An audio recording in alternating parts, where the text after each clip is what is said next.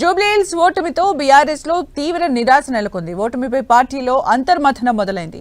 ఓటమి కారణాలపై అధిష్టానం ఆరా తీస్తుంది. నేతలు క్యాడర్ నైరాశ్యంలో పడకుండా కార్యక్రమాలు చేపట్టాలని భావిస్తుంది. స్థానిక సంస్థల ఎన్నికలకు సిద్ధం కావాలని నేతలను కేసీఆర్ ఆదేశించారు.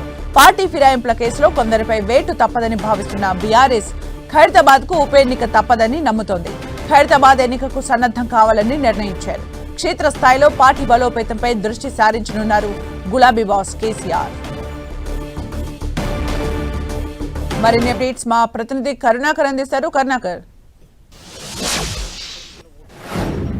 పార్టీలో తీవ్ర నైరాశ్యం కూరుకుపోయిందని చెప్పవచ్చు.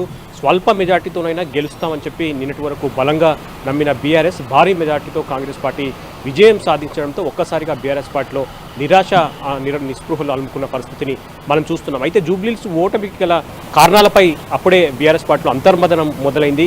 ఎక్కడ తాము వెనుకంజ వేయడానికి కారణాలు ఏంటి, ఎక్కడ లోపాలు ఉన్నాయన్న దానిపై పూర్తి స్థాయిలో తీక్షణంగా దృష్టి సారించింది.